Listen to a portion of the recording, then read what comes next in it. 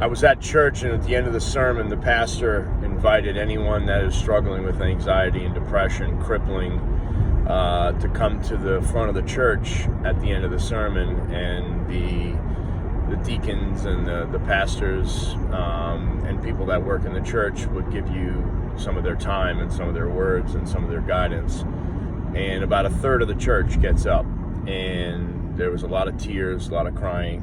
And as far as depression and anxiety, I went through that in my early 20s, and it was debilitating. And I found some of the best tools for that are exercise, proper eating, getting to bed at a reasonable time, going to bed and waking up at the same time.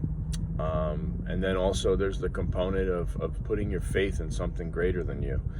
I think a lot of people are kind of ships without rudders right now, and it's become in vogue to not believe in God and science, that whole word science. And from my perspective, when you really have faith in something greater than you, you're able to kind of deal with whatever's going on in your head, because most of that is just made up.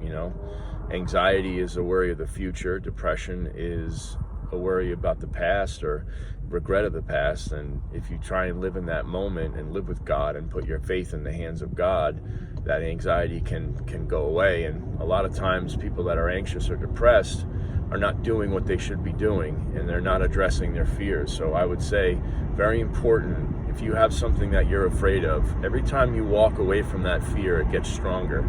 So walk towards it, eat healthy, exercise, go for walks, be in nature, be around friends that make you laugh.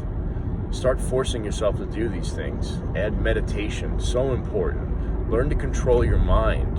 If you go to the gym and you exercise, and let's say you do bicep curls, you'll see the result of these bicep curls physiologically.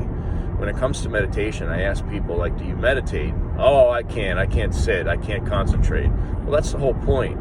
You don't get that physiological response of the bicep growing bigger when you're dealing with the brain.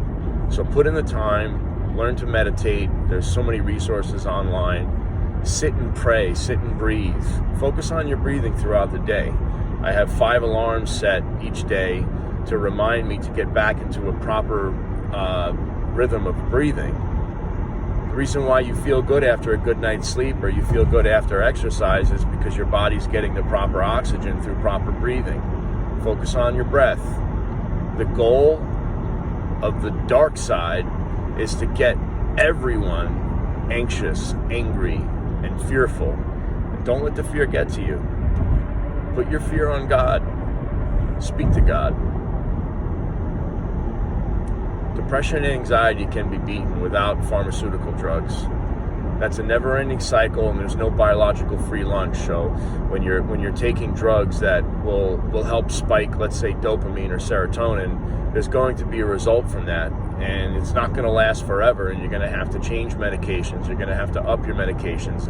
And once you get into that cycle, it's very hard to get out. Plus, with the withdrawal from some of these narcotics that they're giving people now, like Xanax, it's horrible. So add all the stress and anxiety you're feeling on top of withdrawal, and you'll be stuck in a really vicious cycle. So sit down, pray, meditate, eat healthy, go to bed at a reasonable hour, keep your hours normalized. If you go to bed at 11 o'clock at night and get up at 7, stick to that routine, even on weekends. Eat good, drink plenty of water. All these things can really, really, really benefit your anxiety and depression. And if anybody has any questions, feel free to ping me in the comments, and I can help you out. Good luck to everyone.